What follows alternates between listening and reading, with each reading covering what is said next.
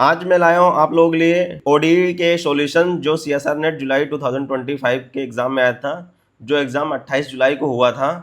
उसमें ये part B का एक क्वेश्चन आया था कि हमें five of x equals to x solution दिया हुआ था इस गिवन डिफरेंशियल इक्वेशन का, और हमसे पूछा था कि जनरल सॉल्यूशन बताइए क्या होगा। तो एग्ज़ाम में सबसे बड़ी गलती क्या हुई बच्चों से, बच्चों ने देखा कि ये हमें दिया हुआ एक सॉल्यूशन दे रखा है, दूसरा लगाने के लिए हमें सीधा रिडक्शन ऑफ ऑर्डर मेथड लगा देंगे और हमें सॉल्यूशन मिल जाएगा। ठीक है, सभी ने यही किया, सही किया, यही करना था। लेकिन गलती क्या हुई, उन्होंने जो रिडक्शन ऑफ ऑर्डर में पी चाहिए होता है, वो जो पी ले लिया ना, उन्होंने ये ले लिया, ये चीज़ ले लिया, इसकी वजह से गलत हो गया है। लेकिन एक्चुअल में जो पी होता है वो coefficient of d y by d x होता है।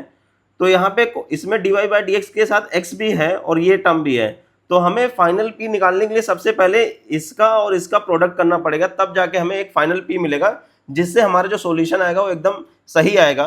तो चलिए फिर पहले इसको एक सिस्टमेटिक वे में लिखते हैं, एक फाइनल फॉर्म में। ठीक है, जो स्टैंडर्ड डिफरेंशियल इक्वेशन होती है हमारी, तो d two y upon d x two minus, जब आप इसको इस टर्म को इससे मल्टीप्लाई करोगे तो क्या आएगा बताइए जी।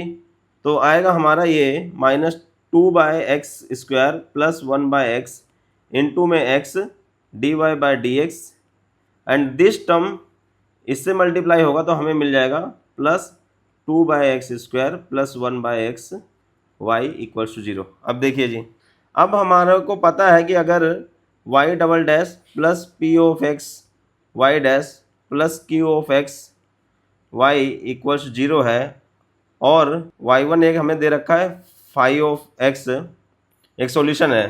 तो जो हमारा वाई टू होगा, वाई टू मान लेते हैं साई ऑफ एक्स है, वो हो जाता है हमारा five of x integral e raise to power minus integral P of x d x whole divided by five of square x, ठीक है, इंटू डी एक्स।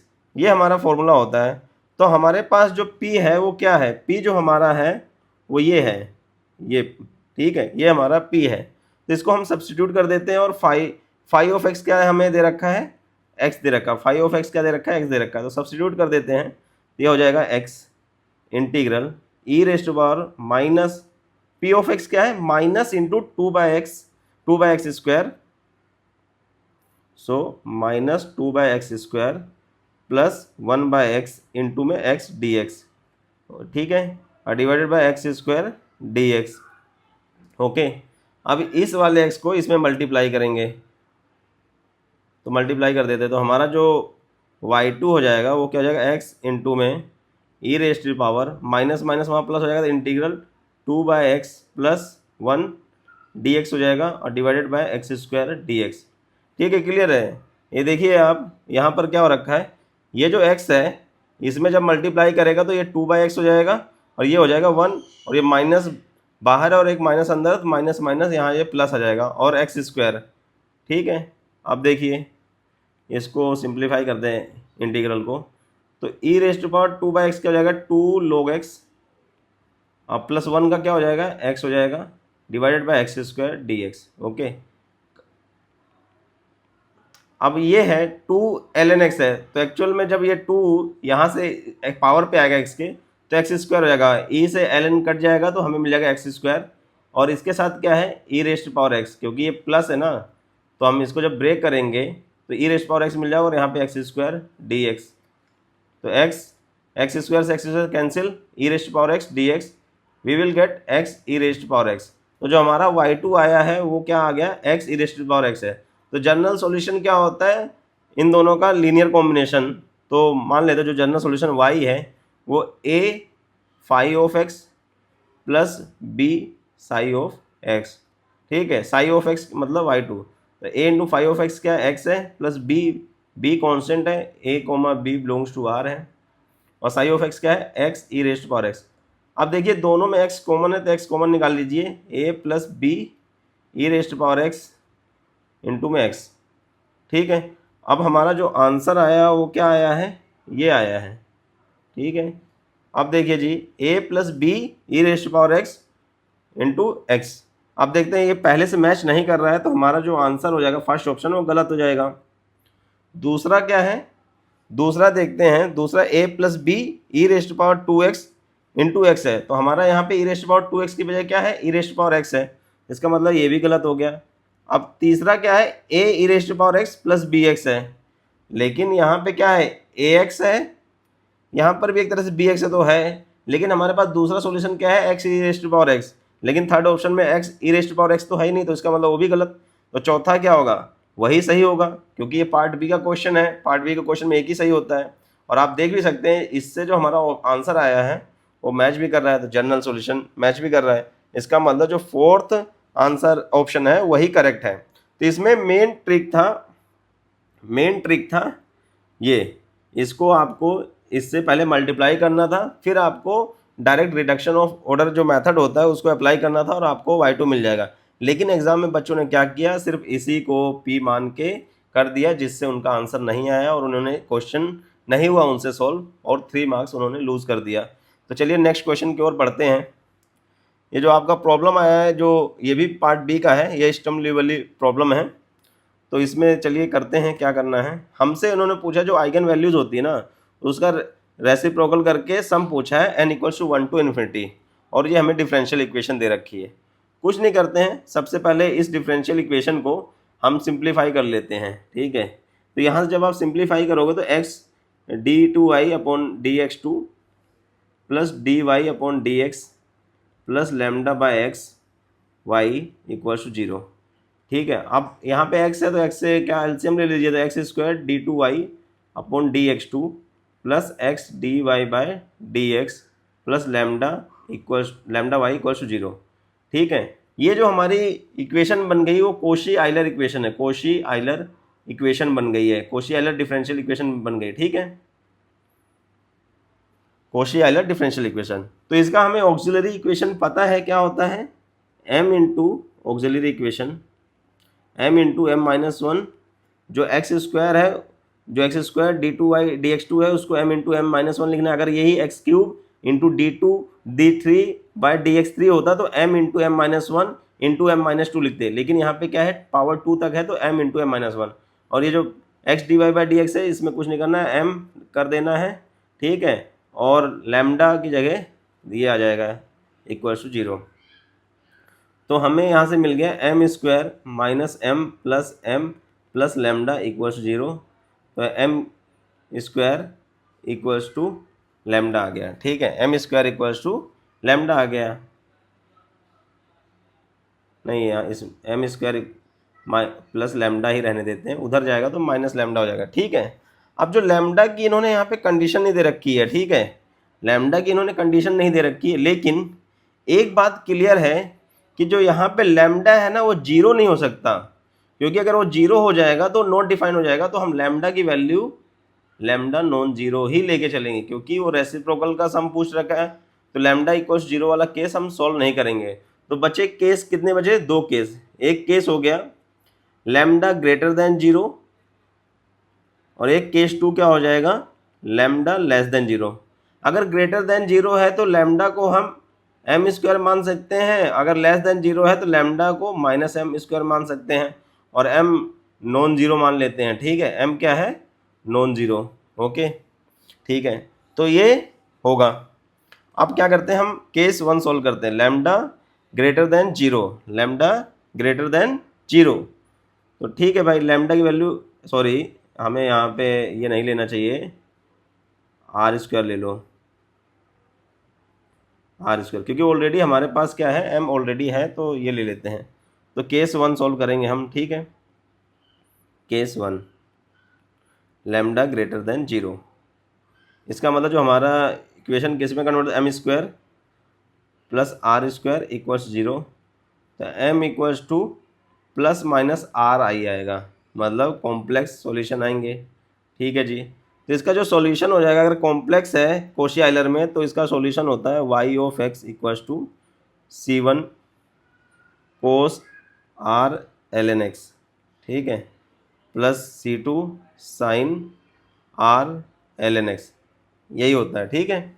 अब देखिए पहली कंडीशन क्या दे रखा है, वाई ऑफ 1 क्या दे रखा है, 0 दे रखा है, तो वाई ऑफ 1 क्या हो गया, 0 equals to C1 cos r l n one plus C2 sine r l n one, तो ये तो 0 हो गया।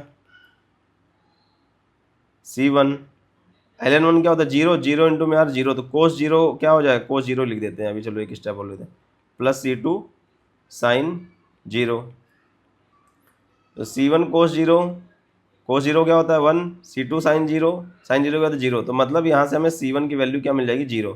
इसका मतलब है जो हमारा y जो हो जाएगा वो किस फॉर्म में हो जाएगा, y equal C2 sine r l n x. ठीक है, ठीक है जी। अब क्या है दूसरी कंडीशन क्या है, y of e raise to power 2 pi is 0, y of e raise to power 2 pi equals to 0। थोड़ा कलर चेंज कर देते हैं, अच्छा लगेगा। ठीक है, तो सब्स्टिट्यूट कर दीजिए, तो y of e raise to power 2 pi equals C2 sine of r l n e raise to power 2 pi, तो y of e raise to power 2 pi क्या है 0 है, C2 sine r l N, जब ये ऐसा होता है तो पावर आगे आ जाती है और एल एन ई क्या होता है 1 हो जाएगा, तो 2 पाई आर। ठीक है, आइदर C2 0 होगा, अगर ये दोनों 0 तो C2 0 होगा, और यह साइन 2 पाई आर 0 होगा। ठीक है, हम क्या कर रहे हैं C2 0 नहीं ले रहे, ये वाला केस नहीं ले रहे हैं। अगर ये C2 हमने 0 ले लिया, if C2 equals to 0, then जो हमारा y ऑफ x हो जाएगा वो क्या हो जाएगा, इक्विवेलेंट टू 0, मतलब जो 0 हमारा सॉल्यूशन हो जाएगा। लेकिन यहाँ पे लैम्डा n है हमारे पास कुछ, तो पक्का कुछ ना कुछ उसके कॉरस्पॉन्डिंग आइगन फंक्शन भी होंगे। अगर आइगन वैल्यूज हो तो उसको कॉरस्पॉन्डिंग कुछ आइगन फंक्शंस भी होंगे, तो ये ले लेंगे तो हमारे पास y ऑफ x इक्वल्स 0 ही हो जाएगा, जिसका कोई सेंस नहीं बनता है। तो हमारे को लेना पड़ा है साइन 2 पाई आर इक्वल्स 0। तो साइन 2 पाई आर इक्वल्स 0 का मतलब क्या हो गया, साइन 2 पाई आर इंटू में 0 साइन कब होता है एन पाई पर, तो इन दोनों को इक्वेट कर दो, तो 2 पाई आर इक्वल्स टू एन पाई, तो आर की वैल्यू हो जाएगी n बाय 2 और आर स्क्वायर की वैल्यू हो जाएगी n स्क्वायर बाय 4, और यहाँ से लैम्डा की जो वैल्यू आ गई वो क्या आ जाएगी, क्योंकि आर स्क्वायर क्या था लैम्डा ही था, तो लैम्डा की वैल्यू होगी n स्क्वायर बाय 4। एक तरह से हम इसको लैम्डा n भी लिख सकते हैं, lambda n equals to n square by 4। ठीक है, तो आपको लैम्डा की वैल्यू मिल गई, लैम्डा n की वैल्यू क्या हो गई, मिल गई। तो हमें चाहिए किसकी वैल्यू, यही तो चाहिए हमें चाहिए क्या एक्चुअल में, देखिए हमें चाहिए summation n equals to 1 to infinity 1 by lambda n, summation n equals to 1 to infinity lambda n क्या है n स्क्वायर बाय 4, तो n स्क्वायर बाय 4, इसको हम summation n equals to 1 to infinity 4 by n square भी लिख सकते हैं। आप इसमें से 4 कॉमन निकाल लीजिए, summation n equals to 1 to infinity 1 by n square, और हमें पता है 1 बाय n स्क्वायर की वैल्यू क्या होती है पाई स्क्वायर बाय 6, तो 4 इंटू में पाई स्क्वायर बाय 6, तो आपको मिल जाएगा 2 पाई स्क्वायर बाय 3। अब देख लो जो ऑप्शन मैच कर रहा है वही आंसर हो जाएगा, बाकी क्या हो जाएंगे गलत हो जाएंगे। तो देख लेते हैं कौन सा मैच कर रहा है, तो 2 पाई स्क्वायर बाय 3, तो पहला ऑप्शन मैच नहीं कर रहा है, इसका मतलब गलत, दूसरा सही है क्योंकि वो मैच कर रहा है, तीसरा गलत, चौथा गलत, क्योंकि जब पार्ट बी का क्वेश्चन है और एक सही हो गया तो बाकी तो गलत होने ही हैं ऑटोमेटिकली। और देखिए हमने क्या किया, इसमें सेकंड केस जो था हमारा लैम्डा लेस देन 0, वो हमने सॉल्व नहीं किया। एक्चुअली जब आप लैम्डा लेस देन 0 करेंगे ना तो आपको y ऑफ x इक्वल ये मिल जाएगा, 0 सॉल्यूशन मिल जाएगा। ठीक है, एक ही सॉल्यूशन मिलेगा, वो जो है 0 होगा। तो ये आप लोगों के लिए होमवर्क है कि आप लोग इस केस को ट्राई कीजिए, lambda less than 0, lambda less than 0 तो आप lambda equals to minus r square मान लेना। ठीक है, तो आपको जब आप सॉल्व करोगे ना तो आपको उसमें 0 मिलेगा, सॉल्यूशन जो होगा वो 0 होगा। ठीक है, तो इसलिए ये केस नहीं करा रहा मैं। और कभी भी एग्ज़ाम में कभी भी जब आपकी जो कंडीशन दे रखी हो पाई की फॉर्म में दे रखी हो ना, तो समझ जाना कि जो डिफरेंशियल इक्वेशन का ऑक्सिलरी इक्वेशन है उसका जो रूट होगा ना वो पक्का कॉम्प्लेक्स होगा, मोस्ट ऑफ द केसेस में वो कॉम्प्लेक्स होगा। तो इसका मतलब है कि आपको जो लैम्डा लेना है वो इस तरीके से लेना है कि जो ऑक्सिलरी इक्वेशन का जो रूट है ना वो क्या आ जाए, कॉम्प्लेक्स आ जाए। तो हमने यहाँ पे लैम्डा ग्रेटर देन 0 लिया जिसकी वजह से जो कॉम्प्लेक्स रूट आ गए और हमें सॉल्व किया और आंसर मिल गया, ठीक है। तो आपको एग्जाम में सारे केस नहीं करने हैं, आप बस ये ध्यान रखिए कि कभी भी पाई की फॉर्म में दे रखा हो पॉइंट पे, ठीक है, इनिशियल पॉइंट जो भी है वो पाई की फॉर्म में है, ठीक है। तो आपको क्या करना है कि ऐसा करो, लैम्डा की वैल्यू ऐसे चूज करो जिससे क्या हो, कॉम्प्लेक्स रूट आएगा, कॉम्प्लेक्स रूट आएगा तो आपको सॉल्यूशन में आसानी होगी निकालने में, तो आपको सारे केस करने की जरूरत नहीं है, ठीक है। तो चलिए ये कितना इजी क्वेश्चन था, बस आपको याद क्या रखना था कि summation n equals to 1 to infinity 1/n² equals to क्या होता है π²/6, ये आपको याद रखना था। अगर आपको ये याद नहीं होता तो आप किसी भी हालत में ये प्रॉब्लम नहीं कर पाते, जो कि एक ईजी क्वेश्चन था। चलिए फिर नेक्स्ट क्वेश्चन में चलते हैं। अब देखिए ये क्वेश्चन कितना इजी आया है, देखिए। अब देखिए कह रहा है कि एक हमें ऑर्डिनरी दे रखी है, ऑर्डिनरी डिफरेंशियल इक्वेशन दे रखा है और ये है ऑर्डिनरी डिफरेंशियल इक्वेशन, ठीक है। अब देखिए इसमें करना क्या है, कह रहा है कि फॉल्स, इसमें से फॉल्स क्या है। अब देखिए कह रहा है there exist q such that q x and x e raised power x cos x are solution of ODE. देखिए तो पहला ऑप्शन के लिए अगर कोस एक्स सॉल्यूशन है, if cos x is a solution then sin x is also a solution, ठीक है। क्योंकि cos x सॉल्यूशन कब आता है, जब कॉम्प्लेक्स रूट होते हैं। कॉम्प्लेक्स रूट क्या होता है, ऑलवेज आर इन पेयर, तो cos x के साथ क्या जाएगा, sin x भी आएगा, cos x के साथ क्या जाएगा, sin x भी आएगा, ठीक है। ओके, तो इसका मतलब जो दो सॉल्यूशन ये हो गए, और इसके लिए जो ऑक्सिलरी इक्वेशन के रूट होंगे वो क्या होंगे, m equals to plus minus i, और एक इसमें दे रखा है e raised power x cos x है। ये भी कब आया होगा, जब कॉम्प्लेक्स रूट रहे होंगे, तो इसके साथ क्या जाएगा, e raised power x sine x, okay जी। और इसके लिए जो ऑक्सिलरी इक्वेशन के रूट रहे होंगे वो क्या हो जाएंगे, m equals to 1 plus minus i. तो देखिए m की वैल्यू कितनी आ गई, i minus i 1 plus i 1 minus i, ठीक है। तो टोटल कितने हो गए, 4 रूट हो गए, 4 रूट हो गए ना, टोटल 4 रूट हो गए। लेकिन 4 रूट हो गए इसका मतलब कि 4 ऑर्डर का जो डिफरेंशियल इक्वेशन होगा, लेकिन एक्चुअल में क्या है, ये सेकंड ऑर्डर है, सेकंड ऑर्डर है। लेकिन जो इन्होंने कंडीशन दी है फर्स्ट ऑप्शन में वो किसके लिए दे रखी है, 4 ऑर्डर की। तो इसका मतलब है कि 2 ऑर्डर का होगा, तो ये केस पॉसिबल नहीं है, ये केस पॉसिबल नहीं है, मतलब कि ये गलत है। गलत है तो इसका मतलब ये सही है, क्योंकि इसने हमसे पूछा क्या है, गलत वाले पूछे, तो इसका मतलब ये क्या हो जाएगा, सही हो जाएगा, ठीक है। सेकंड ऑप्शन में क्या कर रखा है, sine x cos x, sine x और कोस एक्स है इसके, ठीक है। तो भाई क्या करो, क्यू एक्स को 1 ले लो, तो आपको क्यू एक्स को 1 ले लोगे, ठीक है, क्यू एक्स 1 ले लोगे तो ऑक्सिलरी इक्वेशन हो जाएगी m square plus 1 equals 0, m equals to plus minus i आएगा, तो सॉल्यूशन y ऑफ x क्या हो जाएगा, cos x and sine x। तो 2 सॉल्यूशन मिल जाएंगे। तो इसका मतलब है ये जो ऑप्शन है, जो ये कॉन्सेप्ट यहाँ पे लिखा है सेकंड ऑप्शन में, वो करेक्ट है। लेकिन हमसे उसने पूछा क्या है, फॉल्स वाला, तो फॉल्स वाला पूछा है तो क्या हो जाएगा, ये गलत हो जाएगा। और वैसे भी हमें पता है अगर कोस एक्स सॉल्यूशन है तो उसके साथ साइन एक्स भी होगा, और वो सेकंड ऑर्डर का भी है, तो इसका मतलब ये हुआ कि ये सही कहा है, लेकिन हमसे उन्होंने क्या पूछा, गलत वाले पूछे, ठीक।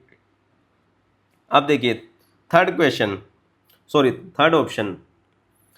ऑप्शन में क्या, x e raised power x sine x, e raised power sine x है, ठीक है।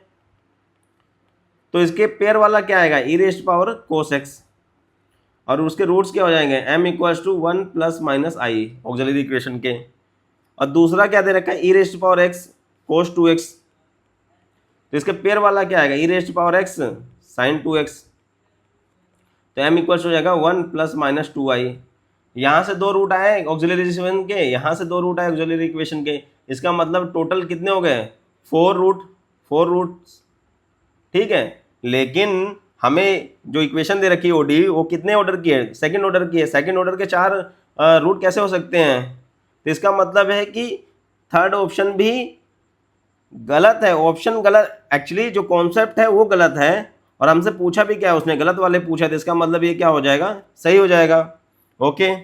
अब देखिए फोर्थ ऑप्शन में देखें, एक दे रखा है x e raised power x दे रखा है, और एक दे रखा है एक्स इंटू में एक्स माइनस वन ई रेस्ट पावर एक्स।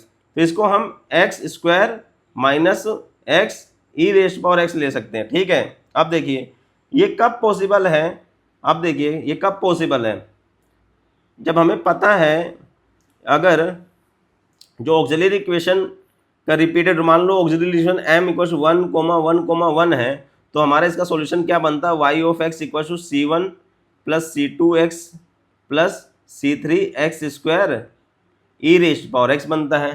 तभी तो ये एक्स स्क्वायर और x वाला टर्म तभी तो आएगा ना।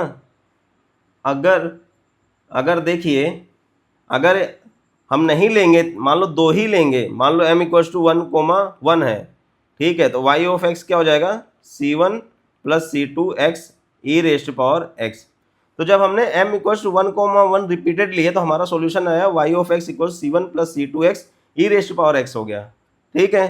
तो हमारे को यहाँ पे एक्स स्क्वायर वाला मिला ही नहीं, हमें एक्स स्क्वायर वाला क्या हुआ, ये जो एक्स स्क्वायर वाला है वो इसमें सॉल्यूशन आएगा नहीं। तो एक्स स्क्वायर लाने के लिए हमें 3 रिपीटेड चाहिए, मतलब जो रूट होना चाहिए 1 होना चाहिए और रिपीट कितने बार करना चाहिए, 3, तभी वो क्या होगा, एक्स स्क्वायर वाला टर्म आएगा, अदरवाइज नहीं आएगा। इसका मतलब है जो डिफरेंशियल इक्वेशन बनेगी वो कितने ऑर्डर की बनेगी, 3 ऑर्डर की बनेगी। मिनिमम कितने ऑर्डर की बनेगी, 3 ऑर्डर की बनेगी, और रूट्स क्या हो जाएंगे, वो रिपीटेड होने चाहिए, ठीक है, ये वाला। तो इसका मतलब, लेकिन हमारा जो डिफरेंशियल इक्वेशन है वो सेकंड ऑर्डर का है, इसका मतलब है कि ये जो कंडीशन है ना वो गलत है, और हमसे पूछा भी क्या है, उसने गलत पूछा है, तो इसका मतलब है ये सही हो जाएगा, ठीक है, ये भी सही हो गया। तो ये जो क्वेश्चन था वो काफ़ी मतलब थिंकिंग वाला था कि आपको सोचना था हर एक चीज़, तभी आप इसको सॉल्व कर सकते थे, और ये इजी क्वेश्चन था। और पार्ट सी का क्वेश्चन है तो 4.5 मार्क्स का, 4.75 मार्क्स का, ठीक है, 4.75 मार्क्स का क्वेश्चन है, जो कि बहुत ज़्यादा इंपॉर्टेंट है। अगर आप एग्जाम में करोगे तो मैक्सिमम 1 मिनट से ज़्यादा नहीं लगेगा, यहाँ पे समझाने में ज़्यादा समय लगता है, लेकिन जब एग्जाम में आपको कॉन्सेप्ट क्लियर है तब वहाँ पर ये 1 मिनट से ज़्यादा टाइम नहीं लगेगा इस क्वेश्चन में। तो चलिए नेक्स्ट क्वेश्चन पे जाते हैं, ठीक है, पार्ट सी का क्वेश्चन है, ठीक। अब हमें दे रखा है, ये डोमेन दे रखा है इसमें, ठीक है, ये फंक्शन है डी से आर, ये डिफाइन हो रखा है, ठीक है, और ये d y by d x equals to f of x y और y ऑफ 0 इक्वल्स टू 1, और पूछा कि इसमें से कौन सा सही है कौन सा गलत है। एक तो लिपस्टिक कॉन्टिन्यूस पूछ लिया है, एक क्या नाम है लिपस्टिक कॉन्टिन्यूस नहीं है ये पूछ लिया है, एटलीस्ट 1 सॉल्यूशन। तो ये सब हमें चेक करना है। तो देखिए जी, हमें f of x comma y equals to क्या दे रखा है, 1 plus under root of y plus दे रखा है, ठीक है। वाई प्लस क्या है, max of y comma 0, okay, ठीक है, जो क्वेश्चन में लिखा है वही लिख दीजिए, इसी से आप क्वेश्चन सॉल्व करना है तो इनकी ज़रूरत पड़ेगी। अब देखिए y प्लस क्या हो जाएगा, y प्लस 0, क्योंकि इसने क्या मैक्स ऑफ y कोमा 0, तो y अगर -1 से 0 के बीच में ले लूँगा तो इसमें मैक्सिमम क्या होगा, 0 ही होगा ना, ये 0 ही होगा। तो y प्लस क्या हो जाएगा, -1 से 0 के बीच में 0 हो जाएगा। और अगर मैं y greater than 0 less than equals to 1 ले लूँ तो y प्लस मैक्सिमम क्या हो जाएगा, y ही हो जाएगा। देखिए ना, मान लो y की वैल्यू मैं क्या ले लेता हूँ, हाफ ले लेता हूँ, तो हाफ कोमा 0 क्या जाएगा, उन दोनों का मैक्सिमम क्या हो जाएगा, हाफ आएगा, ठीक है। मान लो 1/3 लिया तो 1/3 कोमा 0 का मैक्सिमम क्या होगा, 1/3 होगा। तो एक तरह से जो लोगे वही आएगा, तो इसका मतलब y 0 से 1 के बीच में लोगे, लेकिन 0 को इंक्लूड नहीं करना है, ध्यान रखना, तो हमारा y ही मिलेगा, ओके जी। अब देखिए ये हो गया। तो f of x comma y देख लेते हैं जी, एफ ऑफ एक्स कोमा क्या है, 1 plus root of y plus, तो ये हो जाएगा 1 plus under root of 0 -1 greater than 0 less than equals to 0, ये हो जाएगा 1 plus root of y between 0 less than equals to 1। तो जो हमारा f of x comma y है वो ये है, ठीक है, इसको और अच्छे से लिख देते हैं, ये हो जाएगा 1 plus root y -1 y less than equals 0 y greater than 0 less than equals to 1। अगर आप देखेंगे तो ये जो फंक्शन है ना f of x comma y जो है कॉन्टिन्यूस है पूरे डोमेन पे। क्यों, क्योंकि कभी भी ऐसे फंक्शन ब्रेक होता है ना तो इसके हमें एंड पॉइंट पे देखना होता है, क्योंकि देखो 1 क्या कॉन्स्टेंट फंक्शन है, तो इस होल डोमेन पे कॉन्टिन्यूस है, वन प्लस रूट वाई क्या है, ये भी एक फंक्शन है और ये इस पूरे डोमेन पे क्या है, डिफाइन है, तो इस पूरे पे कॉन्टिन्यूस होगा। तो दिक्कत कहाँ आ रही है, जीरो पे आ रही है। बस हमें क्या करना है, जीरो पे चेक करना है। अगर जीरो पे कॉन्टिन्यूस हो गया तो पूरे -1 से 1 के बीच में कॉन्टिन्यूस हो जाएगा। तो देखिए जी, तो कॉन्टिन्यू एफ ऑफ जीरो क्या है, एफ ऑफ जीरो क्या है, 1 है। Limit x tends sorry y tends to zero plus क्या हो जाएगा, f of x comma y. अब देखिए जीरो प्लस किस में आएगा, जीरो प्लस किस में आएगा, इसमें आएगा। जीरो प्लस इसमें आएगा तो क्या हो जाएगा, limit y tends to zero plus 1 plus root y, और यहाँ से क्या हो जाएगा, 1 हो जाएगा। Limit y tends to zero negative f of x comma y क्या हो जाएगा, limit y tends to zero negative. Zero negative किस में आएगा, मतलब जीरो से थोड़ा पहले, थोड़ा पहले कहाँ आएगा, यहाँ आएगा। ठीक है, इस वाले में आएगा, इस वाले में आएगा, तो इसका मतलब है क्या है, वो 1 है, और इसकी क्या जाएगा, तो इसमें आप देखेंगे ये हो जाएगी RHL, ये हो जाएगा LHL। तो राइट हैंड लिमिट क्या है, इक्वल है, तो लिमिट एग्जिस्ट हो गई और वो किसके बराबर है, एफ ऑफ जीरो के। इसका मतलब क्या हुआ है कि f of x comma y क्या हो जाएगा, continuous on x comma zero, क्योंकि वो हर एक्स के लिए तो जो डोमेन में उसके लिए तो कॉन्टिन्यूअस है। हमें चेक करना था जीरो पर, जीरो पे भी कॉन्टिन्यूअस हो गया, तो इसका मतलब है जो एफ हमारा है वो पूरे डी पर कॉन्टिन्यूअस होगा, कॉन्टिन्यूअस ऑन डी ऑन। तो पूरे डोमेन पे जो हमारा f of x comma y है वो कॉन्टिन्यूअस हो गया। ठीक है, बाय एक्जिस्टेंस थ्योरम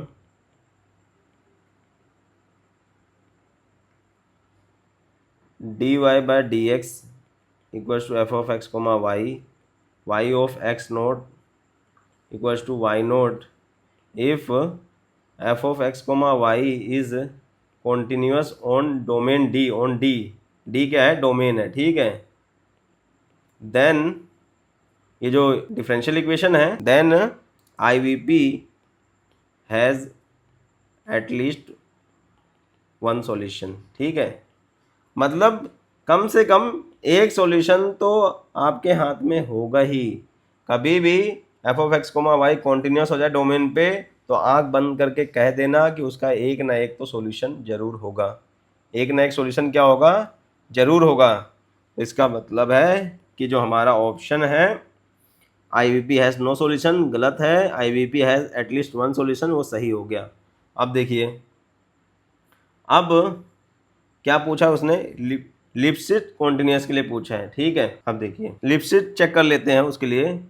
तो लिप्सिट चेक करने के लिए उसका सफिशिएंट कंडीशन है कि जो ये f है ना, f, ये जो f है इसका partial derivative with respect to y का मोड बाउंडेड हो जाएगा तो लिप्सिट हो जाएगा, अदरवाइज नहीं होगा।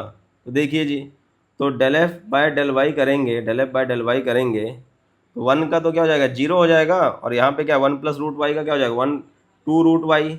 ओके, और ये -1 से ये हो जाएगा, जो डोमेन है वो लिख दो। ठीक है,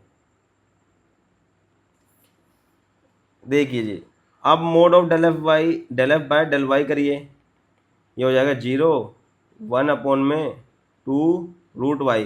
क्योंकि ये जो 2 रूट वाई है वो पॉजिटिव है तो मोड लगाएंगे तब भी पॉजिटिव होगा। ये डोमेन लिख दीजिए।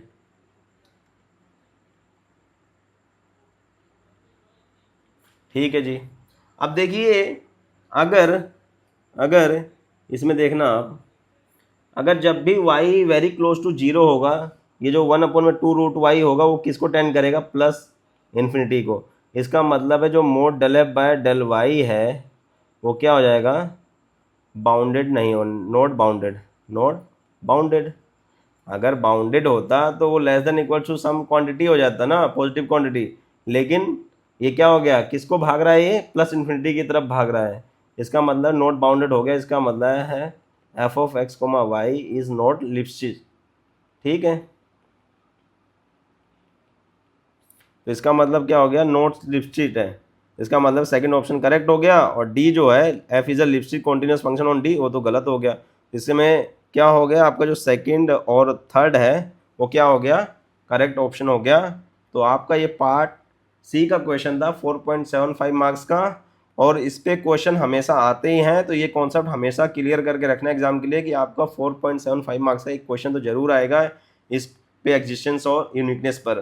ठीक है, तो हमेशा ध्यान रखना 4.75 मार्क्स का क्वेश्चन आएगा ही एग्जिस्टेंस एंड यूनिकनेस से। ठीक है, तो ये क्वेश्चन जो था ईजी था, टाइम टेकिंग भी नहीं था, बड़े आसान से कर सकते थे। पहले जनरली क्या करते थे 1+√y दे देंगे या कुछ भी दे देंगे, प्लस वाला ये सिस्टम नहीं देते थे पहले।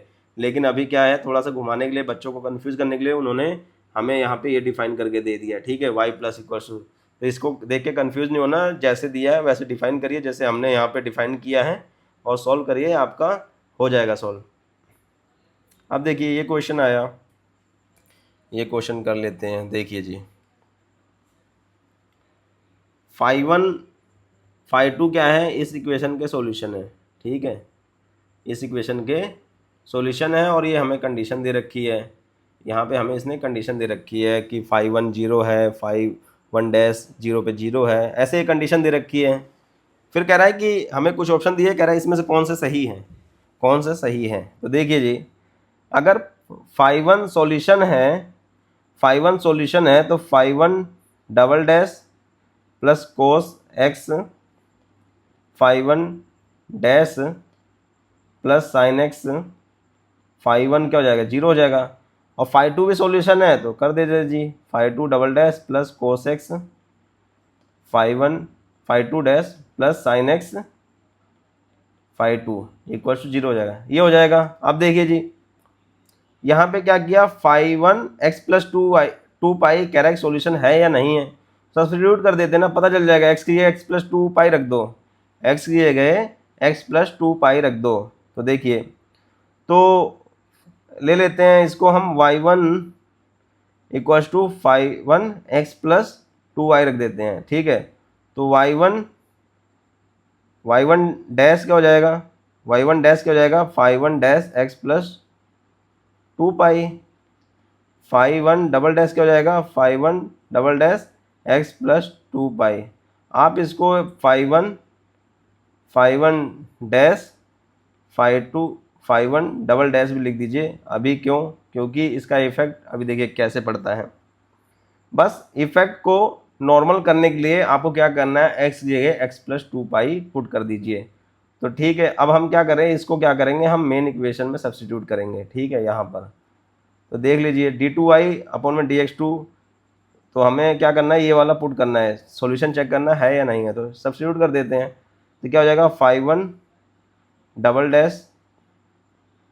प्लस कोस x+2π, कोस x+2π, और φ1' plus sign x+2π, φ1 equals to क्या हो जाएगा, φ1" तो एज इट इज रहेगा, φ1" कोस x+2π क्या हो जाएगा, कोस x ही हो जाएगा, और ये φ1' तो एज इट इज रहेगा ही रहेगा, प्लस साइन x+2π ये क्या हो जाएगा, साइन x हो जाएगा, और ये क्या हो जाएगा φ1। और ये ऊपर देखेंगे आप, वो किसके बराबर है, 0 के बराबर है। इसका मतलब है कि ये जो पहला ऑप्शन है वो सही है, φ1x+2π क्या हो जाएगा, उसका सॉल्यूशन हो जाएगा। ओके, अब चलिए जी φ2 के लिए भी कर लेते हैं। φ2 में क्या है, x+4π, तो इसमें कुछ नहीं करना, उसको φ2 को y2 मान लेते हैं, तो y2 इक्वल्स टू φ2x+4π। ठीक है, इसको मान लेते हैं इसको φ2 एज इट इज रहने देते हैं। देखिए, बस आपको इसका इफेक्ट इक्वल रखने के लिए x+4π रख दीजिए, और कुछ नहीं करना है। ठीक है, अब देखिए मैं बताता हूँ, तो ये हो जाएगा φ2" प्लस कोस x+4π, φ2' प्लस साइन x+4π φ2, तो φ2" प्लस कोस x+4π क्या हो जाएगा, कोस x हो जाएगा, φ2' प्लस साइन x+4π क्या हो जाएगा, साइन x हो जाएगा, और ये हो जाएगा φ2। और ये किसके बराबर है, 0 के बराबर, क्योंकि φ2 क्या है, सॉल्यूशन है। तो देखिए ये हो जाएगा। ओके, तो इसका मतलब ये भी सॉल्यूशन है। ये ऐसा आप सोच रहे होंगे सर आपने φ1" में x+2π क्यों रखा है, इसका इफेक्ट मतलब कुछ नहीं हो रहा, क्योंकि हमने x+2π रख दिया। देखिए जैसे मान लीजिए ये है y equals to y double dash plus x y equals to zero है, ठीक है। Y double dash plus x y, चलो थोड़ा इजी ले लेते हैं, इजी ले लेते हैं। देखिए वाई इक्वल्स टू एक्स ले लेते हैं, तो वाई डैश क्या हो जाएगा, वाई डैश क्या हो जाएगा, वन हो जाएगा, वाई डैश वन हो जाएगा, ठीक है जी, हो गया। ओके, अब वाई डैश वन हो गया। ओके, तो अब क्या करेंगे, इसमें हम एक्स से मल्टीप्लाई कर दीजिए, तो x y dash equals to x y dash, और एक्स की वैल्यू क्या है, वाई है, तो और वाई इधर आ जाएगा तो minus y equals to zero. Okay, इसका मतलब y इक्वल्स टू एक्स किसका सोल्यूशन है, इसका सोल्यूशन है।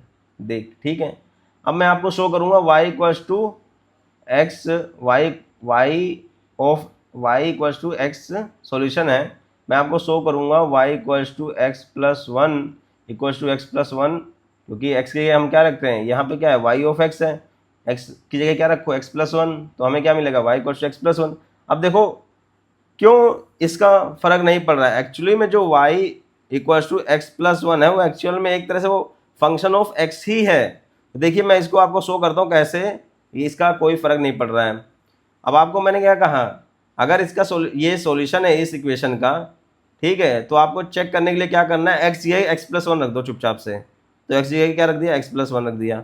और वाई ऑफ एक्स क्या है, y of x plus one actual में क्या है, वो वाई ऑफ एक्स ही है, क्योंकि अगर x x x plus one रहेगा तो फंक्शन ऑफ एक्स ओनली ना, तो y dash x plus one क्या हो जाएगा, वन हो जाएगा। और वाई क्या है, एक्स प्लस वन है, क्या हमने क्या लिया है, y of x plus one क्या है, एक्स प्लस वन लिया है, तो एक्चुअल में वो क्या रहेगा, एक्स प्लस वन रहेगा वाई, और एक्चुअल में आप देखोगे तो ये क्या हो रहा है, जीरो हो रहा है। इसका मतलब है कि y equals to x plus one भी क्या है, उसका सोल्यूशन है। ठीक है, तो आपको इस पे जो फंक्शन के अंदर है ना, इस पे ध्यान नहीं देना है, बस ये इसलिए है कि आपको एक्स ये यहाँ पे जो भी क्वांटिटी है वो रखनी है और आपका आंसर आ जाएगा। इसका मतलब क्या हुआ कि जो आपका सेकंड ऑप्शन भी वो क्या है, करेक्ट है, और हमने बस एक एग्जांपल लेके वेरीफाई कराया है, वैसे जनरली ये ट्रू होता है। ओके, थर्ड ऑप्शन और फोर्थ ऑप्शन में करते हैं जी। देखिए फोर्थ ऑप्शन, पहले फोर्थ ऑप्शन को पकड़ते हैं, ठीक है। कह रहा है कि there exist a comma b belongs to R such that five one x plus two pi equals to a five one x plus b five two x. ठीक है, अब देखिए कैसे करेंगे। ओके,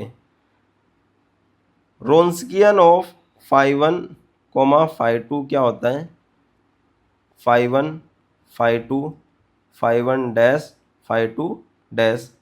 ठीक है, अगर हमें किसी पर्टिकुलर पॉइंट पे निकालना है रोन्स्कियन, मान लो एक्स नोट, मतलब एक्स नोट यहाँ पे क्या दे रखा है, जीरो दे रखा है, तो रोन्स्कियन एट जीरो निकालना तो क्या हो जाएगा, five one at zero, five two at zero, five one dash at zero, five two dash at zero. Five one zero हमें दे रखा है, वन दे रखा है, फाइव टू जीरो जीरो दे रखा है, five one dash zero zero दे रखा है, और ये वन दे रखा है। इसका मतलब है अगर आप इसका डिटर्मिनेंट निकालोगे वन आएगा, तो डब्ल्यू not of zero equals to one. आपको पता है अगर रोन्स्कियन एक पॉइंट पे नॉन जीरो है, एक पॉइंट पे नॉन जीरो है और पॉजिटिव है, तो हमारा जो रोन्स्कियन जो एक्स हो जाएगा वो भी क्या हो जाएगा, पॉजिटिव होगा। ठीक है, और क्या हो जाएगा, नॉन जीरो होगा। ओके, और इसका मतलब रोन्स्कियन नॉन जीरो है, इसका मतलब ये हुआ कि जो हमारा five one and five two क्या है, आर एल आई है, आर एल आई है। ठीक है जी, एल आई है, लीनियरली इंडिपेंडेंट है। तो ऑप्शन फोर देखिए क्या दे रखा, फाइव वन एक्स प्लस, सही से लिख देते, five one x plus two pi इक्व to a five one x plus b five two x. ठीक है, अब आप इसमें जीरो रख दीजिए, एक्स की वैल्यू जीरो रख दीजिए, तो ये हो जाएगा फाइव वन टू पाई इक्व to a five one zero plus b five two zero. ये हो गया, ठीक है, ये हो गया। अब क्या करिए, इसको डिफ्रेंशिएट कर दीजिए। हम एक्चुअली में ये डिफ्रेंशिएट इसलिए कर रहे हैं क्योंकि हमें इसका यूज़ करना है। जो कंडीशन दी है ना, एवं नहीं दी है, इसका यूज़ होगा तब इसलिए दी है। तो देखिए डिफ्रेंशिएट कर दो इसको एक्स के रिस्पेक्ट में,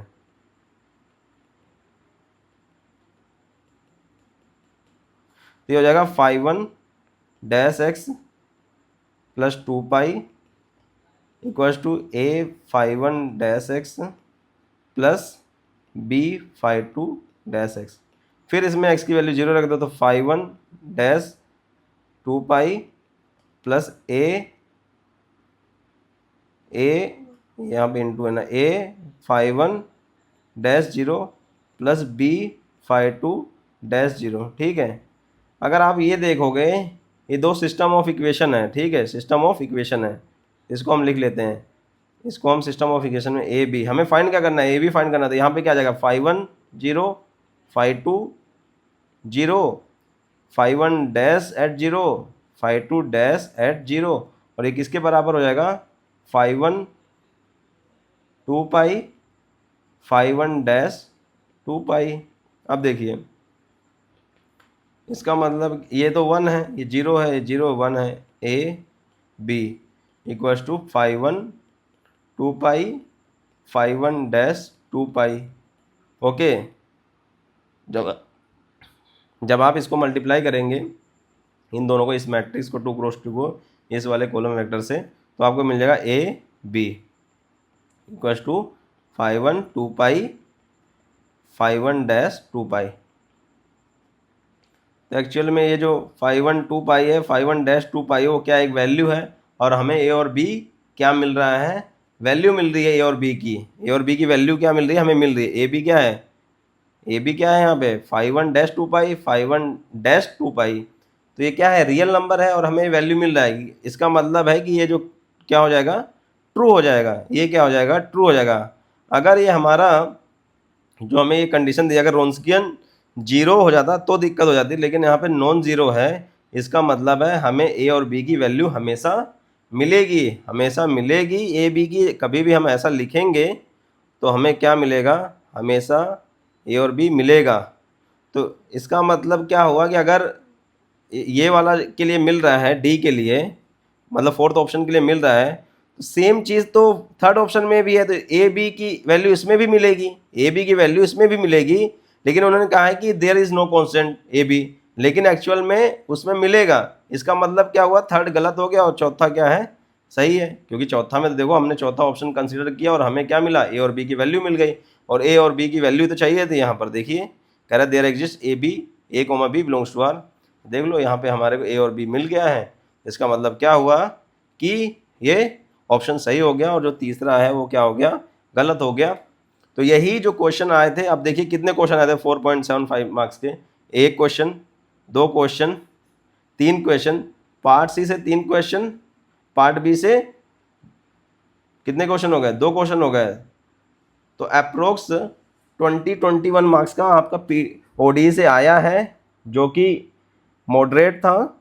ठीक है, लेकिन आपको एकदम लॉजिकल थिंकिंग आना चाहिए एग्जाम में, आपको कॉन्सेप्ट क्लियर होने चाहिए, तभी आपसे ये क्वेश्चन सॉल्व होंगे, नहीं तो नहीं होंगे और आप गलत करके आ जाएंगे।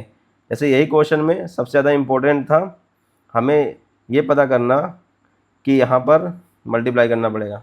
तो चलिए, जो ओडी का सेशन है वो ख़त्म हुआ।